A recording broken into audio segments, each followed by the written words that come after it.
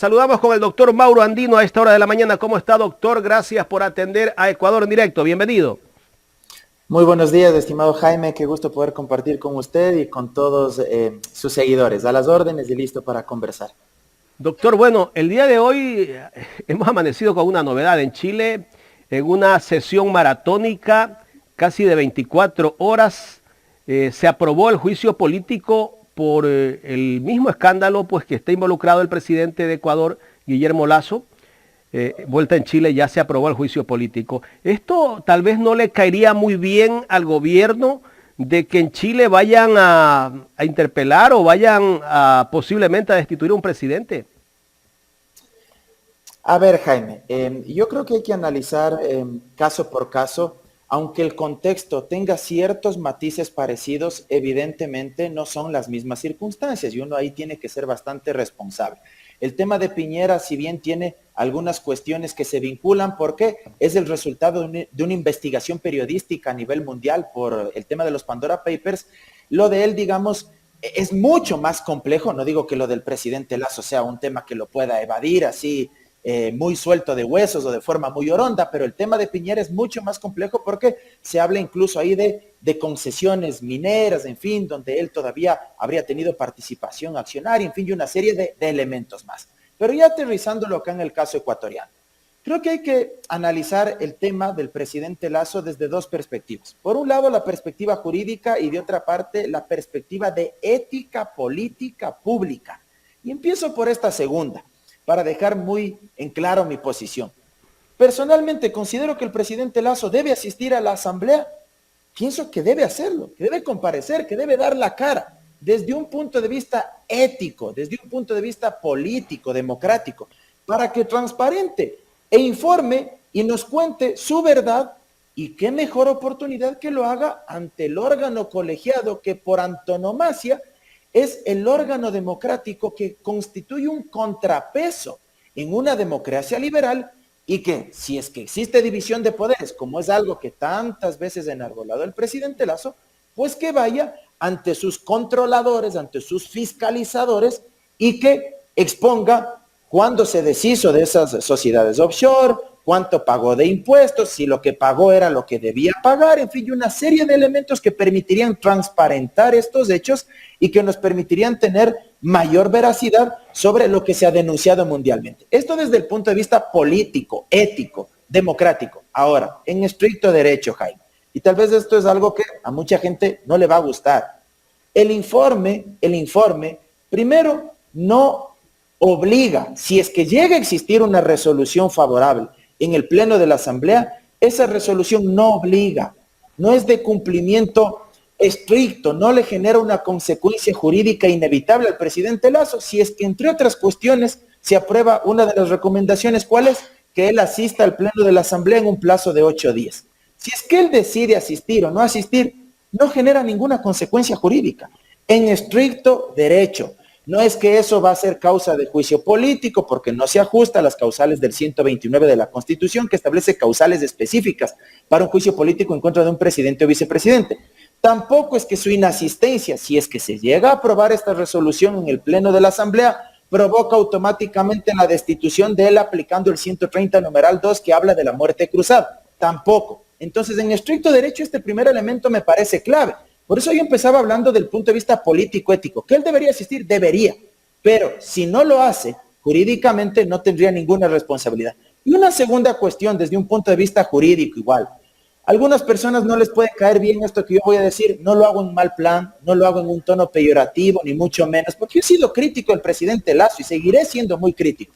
Pero el informe de la comisión también adolece de muchas inconsistencias. Las conclusiones, por ejemplo, muchas de ellas son antecedentes, no son conclusiones. Cuando usted concluye algo, ¿qué significa concluir algo? Significa inferir, colegir, llegar a una determinada afirmación sobre la base de un hilo conductor de determinados hechos o antecedentes y evidencias que a usted le permitan llegar a afirmar que se ha cometido determinada acción. Y eso en las conclusiones, en muchas de ellas, no se evidencia. Tanto es así que se empieza haciendo un recuento de la investigación del consorcio de periodistas, de la publicación del Universo, de la resolución del Pleno que le asignó la investigación a la comisión y otra serie de cuestiones más que son meros antecedentes. Eso no es concluir algo. Y en las recomendaciones hay algunas cuestiones que no quedan del todo claras. Yo le he escuchado al presidente de la comisión que ha dicho que ellos no pretenden recomendar que se aplique el numeral 2 del 130, que es la muerte cruzada por grave crisis política y conmoción interna. Sin embargo, en la recomendación 1 sí se habla de eso. Y además se incorpora otra recomendación que en estricto derecho no consta dentro del procedimiento de la ley de la función legislativa. ¿Cuál es? Y ahora sí cierro con esta idea final. Que una vez que se verifique, que se materialice la comparecencia del presidente Lasso al Pleno, ojalá lo haga, yo dudo que lo vaya a hacer, pero una vez que él vaya al Pleno, que nuevamente regresará el expediente y este informe a la Comisión de Garantías Constitucionales para que otra vez, con esos insumos, con esa información que entrega el presidente Lasso en el Pleno, la comisión nuevamente haga una sugerencia sobre qué es lo que se debería hacer. Esa parte no existe en el procedimiento de la ley de la función legislativa. Lo único que resta es leer el informe de la comisión en el Pleno a través del ponente y que una vez que se haga eso, se mocione una propuesta de resolución y si es que existen 70 votos, se apruebe esa resolución. Eso en estricto derecho, estimado Jaime. Ahora, ¿en qué puede terminar todo este escándalo? Tal vez, bueno, aquí mandan los votos y creo que Correcto. no hay los votos suficientes para la destitución del presidente de la República. Jaime, hay que separar dos cuestiones. Por un lado, el informe de la comisión de mayoría, que hay que exponerlo ante el Pleno de la Asamblea, se debatirá, ahí intervendrán los parlamentarios. Luego de eso, alguien mocionará un proyecto de resolución para que sea aprobado y esa resolución, si tiene los 70 votos, reitero, no es de cumplimiento obligatorio en el sentido jurídico de que le ocasione una consecuencia al involucrado si es que decide, por ejemplo, no asistir al Pleno, ¿ya?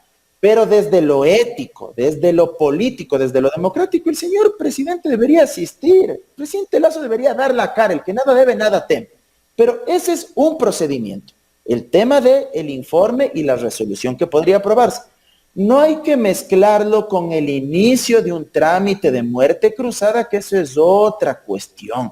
Y ese es uno de los problemas de las recomendaciones que se incluyen en el informe y que le hacen perder rigurosidad jurídica. Hablando en estricto derecho, si lo que se pretende es iniciar el trámite de destitución del presidente señalado en el 130 de la Constitución, ¿qué procede, Jaime? De conformidad al artículo 51 de la Ley Orgánica de la Función Legislativa. ¿Cómo se activa la muerte cruzada desde la Asamblea en contra del presidente? Bajo dos posibilidades. El primer camino, que la presidenta Yori decida ella poner en el orden del día uno de estos numerales o de las dos causales que establece el 130. El uno por arrogarse funciones que constitucionalmente no le competan al presidente, que digamos no es el caso. Podría ser la segunda causal, grave crisis político, conmoción interna. Ella pone en el orden del día y convoca a una sesión, al menos con 24 horas de anticipación. O la otra alternativa, que la tercera parte de los 137 legisladores, es decir, 46 firmas de respaldo, le pidan a la presidenta Yori que incorpore en el orden del día de una sesión la convocatoria al presidente Lasso para iniciar el proceso de destitución por este segundo numeral del 130 de la Constitución. Y si es que se presentan estas 46 firmas, automáticamente la presidenta Yori, ¿qué debe hacer? Debe correr traslado y notificar al denunciado, al que quieren destituir, en este caso al presidente Lasso, para que al menos con 24 horas de anticipación él se dé por notificado, comparezca a esa sesión, ejerza su derecho a la defensa, se respete el debido proceso, porque evidentemente no porque se trate de un tema político no hay que respetar la Constitución o hay que pasarse por el forro de la norma, no es así. Él asiste, da la cara, incluso en ese caso, Jaime, escúcheme bien, el 51 de la Ley de la Función Legislativa dice que podría darse el caso que él no asiste, porque no le da la gana, se resiste. ¿Y qué dice el 51 de la Ley Orgánica de la Función Legislativa? Que se seguirá el procedimiento y el trámite en rebeldía, es decir, en ausencia del presidente. Pero si es que él va, interviene, termina su exposición, se va del Pleno, se abre el debate, intervienen los que hayan pedido la palabra de los legisladores, 10 minutos cada uno, no hay derecho a réplica, se agotan las intervenciones, se suspende la sesión y se cierra el debate. ¿Y qué dice el 130 de la Constitución? 72 horas después hay que volver a instalar la sesión, reanudar la sesión, pero ya no para debatir, sino solo para votar. ¿Y cuántos votos se requieren ahí? 92 votos. Este es el otro trámite o procedimiento que podría activarse. Pero claro, como usted decía, esto tiene unas altas connotaciones políticas. Habrá que ver si es que eso se llegara a materializar, si es que hay los votos. Primero veamos si es que hay los votos solo para aprobar la resolución, Jaime. Solo ahí se necesitan 70 votos. Y fíjese usted que ya varios integrantes, incluso de Pachacutic, han reculado y han metido reto. Yo pienso que... Ayer un asambleísta de Pachacutic criticó el informe.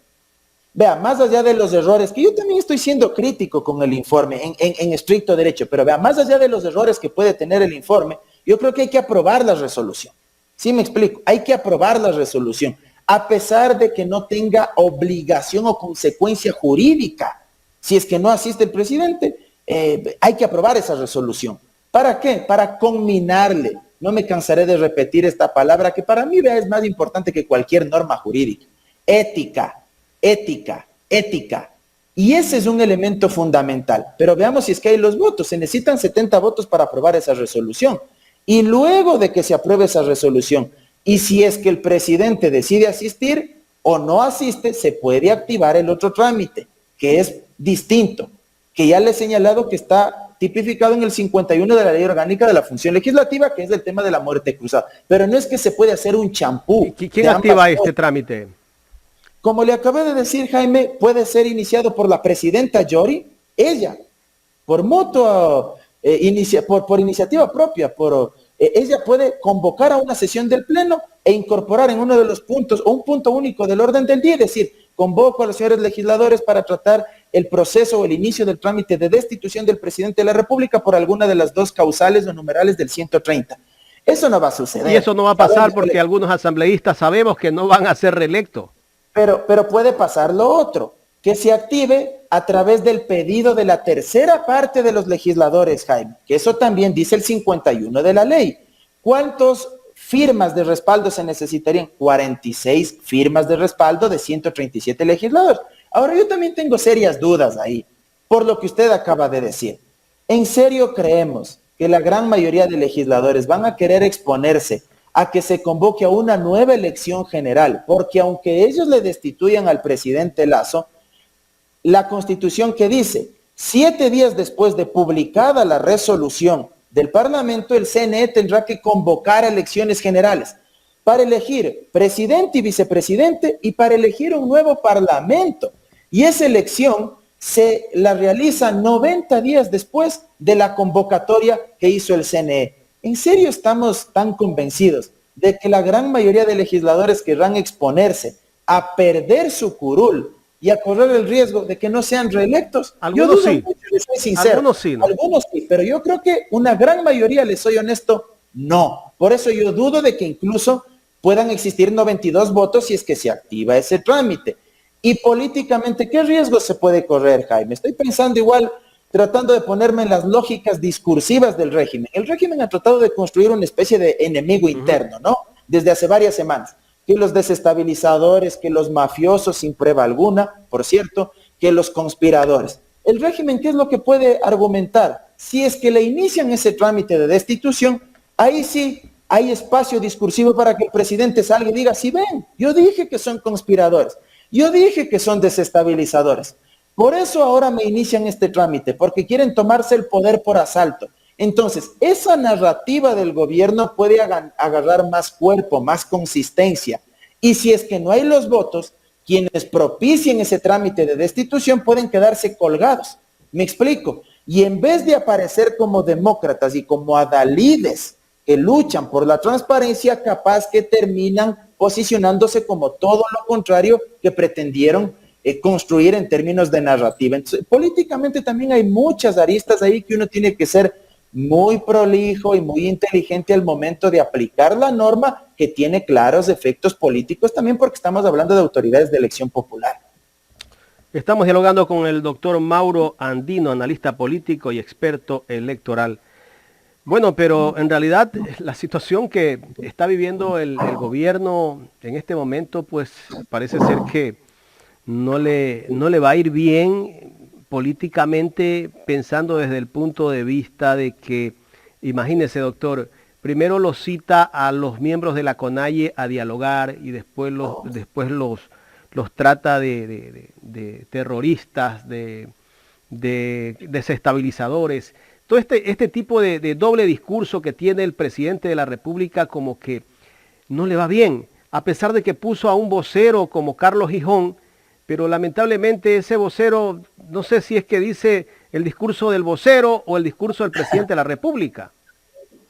Empiezo por este segundo elemento, lo del vocero. Yo le soy sincero, no tengo nada personal contra el señor, pero tampoco es que tenía demasiadas expectativas. Yo no esperaba mucho. ¿Y por qué no esperaba mucho? Porque el señor tiene una clara posición de antagonismo, de polarizar, de confrontar de forma excesiva y en muchas ocasiones hasta bajo un lenguaje muy, muy peyorativo en contra de quienes no pensamos o no piensan igual que él. Al punto que tiene incluso una plataforma ahí que más que comunicar, pues sirve como herramienta casi que de posición política, ideológica de determinados actores y para denostar a aquellos que no nos adscribimos a esa visión ideológica. Entonces yo realmente no aspiraba mayores ventajas o virtudes de esta nueva contratación, incorporación, para hablar en términos futboleros. Ahora lo otro, el gobierno tiene una serie de contradicciones en términos de mensaje, ¿no? Por un lado, como usted bien mencionaba, se invita a la CONAIE, se dice, queremos aplicar nuestro eslogan, el gobierno del encuentro. Entonces les vamos a invitar para tratar de conciliar nuestras diferencias y tratar de llegar a un punto de acuerdo. Le hacen la invitación formal al señor Issa, el presidente se va a Europa y en Europa le entrevista a la BBC de Londres y a la BBC le dice que Issa es desestabilizador, golpista y le etiqueta anarquista, también le dijo, y le etiqueta como el Joker de la película de Batman. Es decir, bajo esa retórica nuevamente de nosotros los buenos, ellos los malos, ellos los villanos, los que salen por fuera de los márgenes democráticos, los que hay que excluir, los que hay que combatir, los que hay que reprimir. Ese es el mensaje por debajo que entrega. Y luego, una vez más, le extiende la invitación y le dice, no, me ratifico, venga por favor acá al Palacio de Carondelet. Entonces, hay muchas contradicciones que no abonan a bajar las tensiones. Por supuesto, del lado de la CONAIE y de Leonidas Issa también deben hacer un ejercicio democrático por acercarse, por bajar las tensiones, porque esto no es únicamente de una vía, esto es de doble vía. Y aquí evidentemente si se quiere evitar mayores procesos de inestabilidad política, de desinstitucionalización, de descrédito de toda la clase política, me parece que de lado y lado también hay que bajar el tono del discurso y encontrar puntos de acercamiento, pero creo que el gobierno no abona con este tipo de prácticas. No es la primera vez, ya la vez anterior ante la televisión nacional les etiquetó igual de mafiosos, de desestabilizadores, de conspiradores, hasta llegó a asociar a los principales líderes de este país, Nebot, Issa, Correa, con que ellos estaban detrás del tema de la masacre carcelaria, no aportó ningún tipo de prueba. Eso no abona, eso no ayuda. Y las posiciones también de algunos de sus voceros o de sus ministros, igual creo que siguen encendiendo la mecha de la discordia y del alejamiento político. ¿Qué podría pasar mañana justamente, que es la supuesta reunión con el presidente de la República y los dirigentes de la CONAIE, aunque la CONAIE ha pedido que esta reunión sea pública? A ver, yo creo que el gobierno no va a aceptar esto de que la reunión sea pública. ¿No habrá la reunión? Aunque sí, ha firmado el indulto de Antonio Vargas, que estaba detenido, eso como que indica que el gobierno de alguna manera está buscando cierto acercamiento con la CONAIE. No quiero jugar a la pitoniza ni decir que tengo una bola de cristal para saber qué es lo que va a suceder explícitamente mañana, pero algo que yo ya me adelanto tal vez hipotéticamente a plantear un escenario, yo no creo que el gobierno acepte que la reunión sea transmitida o que sea pública, que todo el mundo tengamos acceso a esto. Creo que sería lo mejor, ¿no? Para que se transparenten las cosas. Además sería un ejercicio súper interesante de democracia deliberativa real. Pero el gobierno tendría la de perder allí. Recuerda lo que le hicieron a Moreno. Y por eso me parece que el gobierno no va a aceptar este planteamiento. No lo va a aceptar porque ellos tienen miedo, tienen susto de que sea un escenario propicio para que les hagan quedar mal, para que queden además en evidencia de que lo que salen a contarnos después en sus comunicados, una vez que se terminan las reuniones, no es tan cierto, pues, o sea, no es tan verdadero, que no es que existieron tantos acuerdos como ellos intentan posicionar una vez que se terminan estas reuniones, que una cosa es lo que se discute, lo que se delibera casa adentro, y otra cosa es totalmente distinta a la que se comunica a la opinión pública. Entonces yo creo que ese elemento no lo van a aceptar. Ahora veamos si es que la CONAIE finalmente acepta que no les permitan o que no les den viabilidad a esta petición, pero repito, desde un punto de vista de democracia deliberativa participativa sería súper chévere. Qué interesante sería en términos democráticos que todos podamos presenciar lo que se discute y cuáles son las posiciones de lado y lado. ¿Hasta qué punto están dispuestos a ceder ambos actores? El actor político institucional llamado gobierno y el actor social llamado CONAIE Movimiento Indígena, para que se transparenten las propuestas y sepamos de verdad cuál es la voluntad de dialogar y cuál es la voluntad de acordar políticamente. Doctor, ¿cuál es el papel que juega Pachacuti dentro de todo esto? Porque Pachacuti, que es el brazo político de la CONAIE, pero hemos visto el comportamiento de Pachacuti que a veces está alineado al gobierno, a veces está del otro lado. ¿Cuál es el papel del movimiento? A ver, yo creo que el tema de Pachacuti es muy complejo dentro de la Asamblea, es un bloque parlamentario muy heterogéneo. Fíjese usted que tienen posiciones ahí tan disidentes, distantes entre ellos. Yo diría que incluso hasta posiciones antagónicas. Solo para citar un caso, la Corte Constitucional en su momento despenalizó el aborto en los casos de violación y la Asamblea está tramitando un proyecto de ley que fue elaborado por la Defensoría del Pueblo producto de esa sentencia de la Corte. Sin embargo, uno de los asambleístas de Pachacuti presentó un proyecto, iniciativa particular de él, que es totalmente antagónico, que disiente del contenido de la sentencia y que tiene claros tintes y vicios del conservadurismo más palmario, más extremo, cuando él se debe a una organización política que al menos en teoría, desde los conceptos, es una organización progresista o de izquierda y que más bien debería respaldar como bloque de forma unitaria al contenido de la sentencia de la Corte, ¿verdad? Ese creo que es un ejemplo así inmenso de las discrepancias internas y de la heterogeneidad que tiene Pachacuti. Entonces, podríamos agregar igual el comportamiento tan ambiguo, tan gelatinoso que ha tenido la presidenta Yori, sin tener una posición firme, sin tener una vocería clara, argumentada, que pueda defender no solo a su bloque, sino defender a la Asamblea Nacional como contrapeso legítimo, democrático del Ejecutivo. Entonces, creo que es difícil el escenario de Pachacuti. Yo creo que en determinadas decisiones van a terminar muy fragmentados, ya se ha evidenciado en ciertas votaciones. Yo creo que en cambio hay otros actores como Salvador Quispe que se han posicionado como claros críticos y que le están haciendo oposición democrática a este gobierno en términos políticos, pero van a terminar muy fragmentados. Creo que el rol de Leonidas Issa fue clave para tratar de reconducir hacia la izquierda el comportamiento político de Pachacuti. Si Leonidas Issa no habría ganado la presidencia de la CONAIE, yo creo que ese bloque de Pachacuti en la Asamblea estaría mucho más desordenado, mucho más suelto y quién sabe, ya totalmente alineado a los designios de las políticas neoliberales del presidente Lasso. Yo creo que en cierto modo, si aún no han terminado de desgranarse o de fragmentarse, es por la reconducción política que le logró dar la CONAIE y Leonidas Issa al bloque parlamentario de Pachacuti. Doctor, quiero agradecerle por haber aceptado este diálogo aquí en Ecuador en Directo. No, muchas gracias a usted siempre, Jaime, por la invitación y siempre y listo pues a las órdenes para conversar. Un abrazo. Gracias al doctor Mauro Andino, analista político y experto electoral aquí en el programa Los Especialistas de Ecuador en Directo y la Gran Alianza Informativa Digital.